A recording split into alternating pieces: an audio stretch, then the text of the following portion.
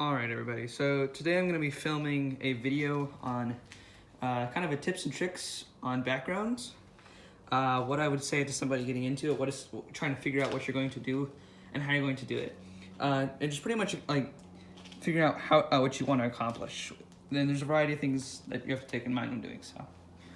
So the first thing is that, and this is the first and foremost, is your frogs will not care how the tank is set up, hardscape or wise, as long as they can hide and reproduce. Frogs care about being able to feel secure in a tank, especially when it's a small environment like this. And they can be practically seen from all sides, or in my case, still a big portion of their cage. So when doing so, you want to be able to give them places where they can kind of feel a retreat and feel secure. They have no preference. They do not care about the aesthetics. That's what you have to do. But whenever you make a really nice scape or look into a really nice scape, you have to take into account of what the frogs want as well. So one of the easiest things to do that a lot of people want to do, and it could be a good place to start, bare minimum, is get options. Get options and see what you want to scape and how you want to scape it. Figure out how you're going to scape your terrarium and how you want to, or how you want it to form, how you want it to create and piece together.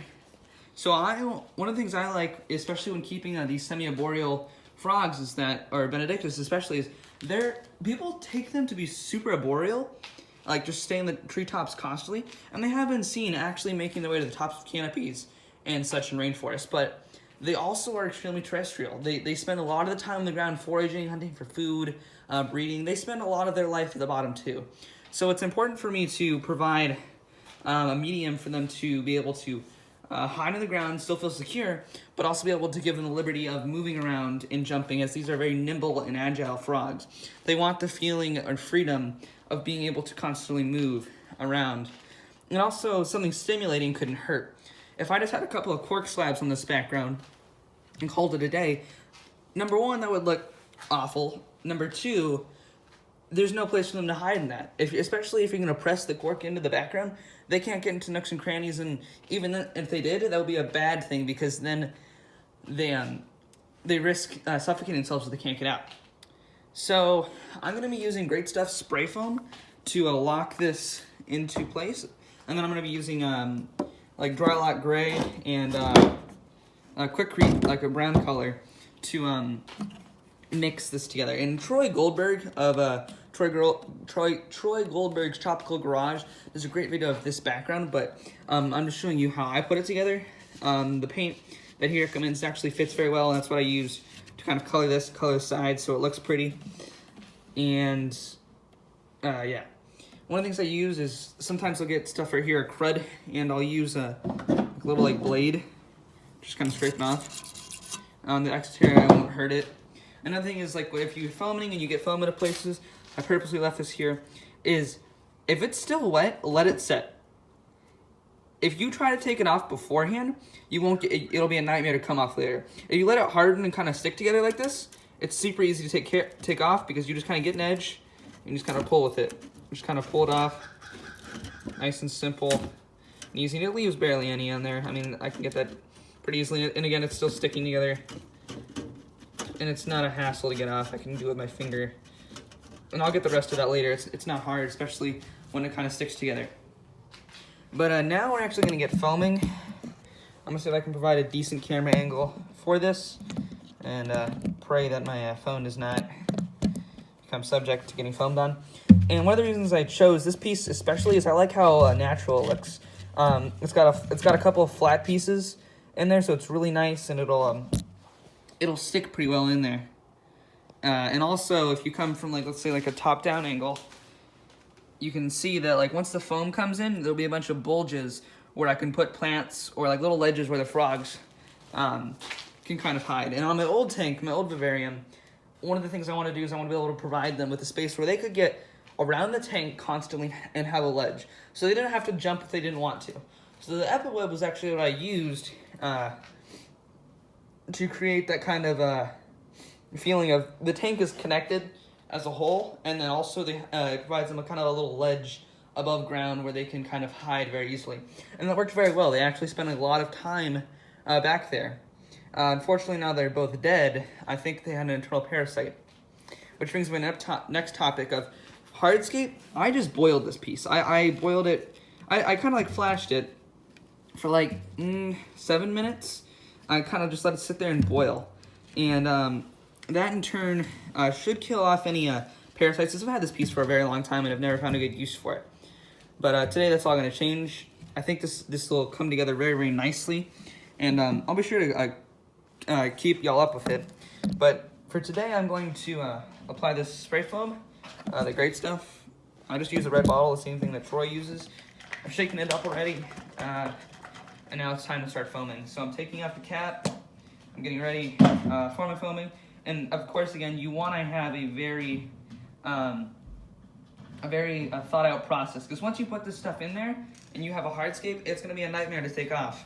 That's probably what's going to end up happening for me in my 18-18-24, because I'm gonna have to gut it so it'll be easy. But let's say you really hated your hardscape, even if you pulled it off, it'll still wet, it'll still leave that residue.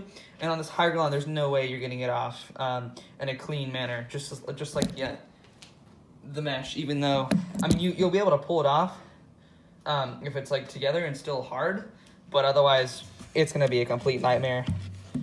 And one of the things you have to keep into consideration whenever you're planning this is look at your substrate down and see how high you want it. You want a place that's easily accessible to them, but also kind of goes a little bit high. So, but remember, you're gonna have leaf litter and maybe some substrate still above this, and it's still gonna be pretty low. So you kind of want to keep that in consideration when planning. Whenever I was doing my 18-18-24, I figured, maybe it'll be below this barrier, and it's called the substrate barrier for a reason. That's about how much substrate you're gonna need. And I have some Biodude Terrafloras and like hydro balls that I picked up, and that should serve its purpose pretty well. This tank isn't gonna be anything too special. I don't plan on completely like overplanting it, like my 18-18-24 I plan on using it as a more simple tank. I might actually, well, I don't have as many plants in this one, which is why I wanted a scape that kind of keeps them covered and hiding, so they can, they can stick back here whenever it foams and stuff like that. I'll make sure they have that liberty.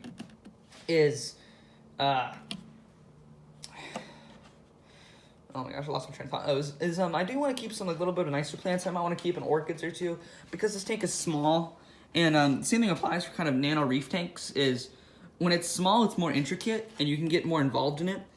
And I feel like if I did that, I'll have a really fun time kind of caring for these orchids and really appreciating like those micro flowers and leaves, and also get into some good macro shots and details, because this doesn't stick out a lot like my 18-18-24, and it's relatively laid back. And that's also an important thing to consider is, let's say one's perching right here.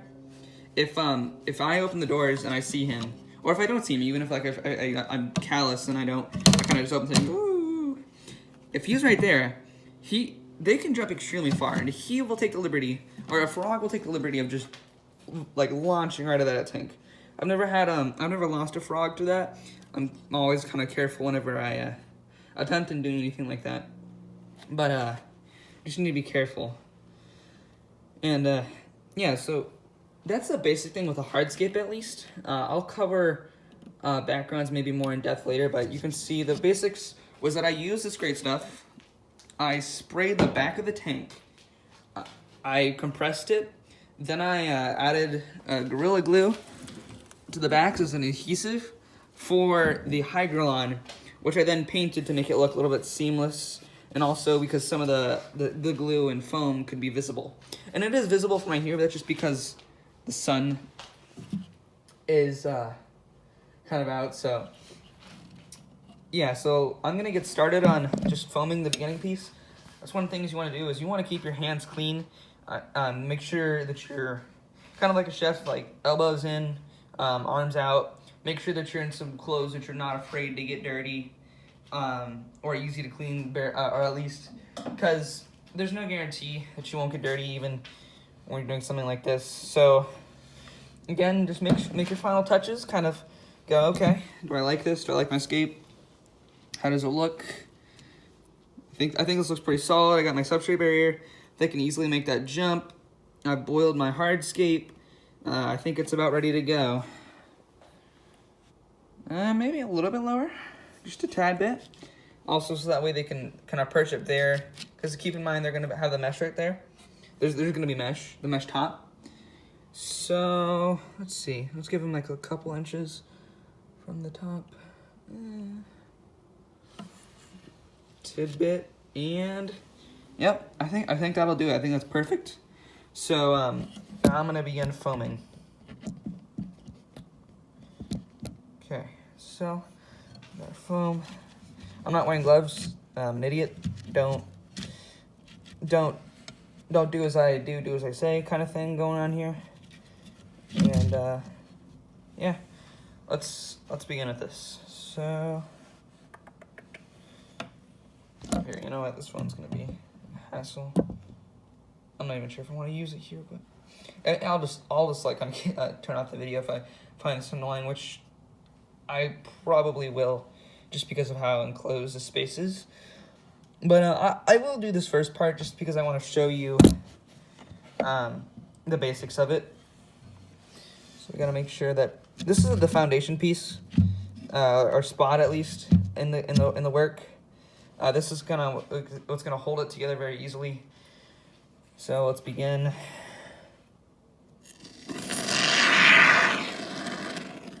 And don't be afraid to go loose with this stuff.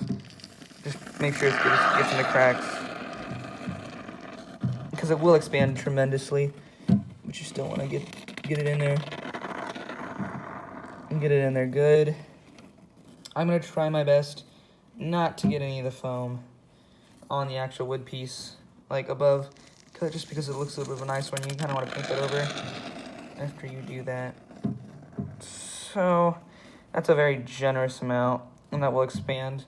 If I see the need to put more on, I will later when it expands, but it's a very generous amount already. So, you know, I think that's pretty good. I'm gonna do the other piece now, or other side. And since this piece isn't actually touching the wall, I need to make sure that I get it pretty well. Just make sure the foam actually expands.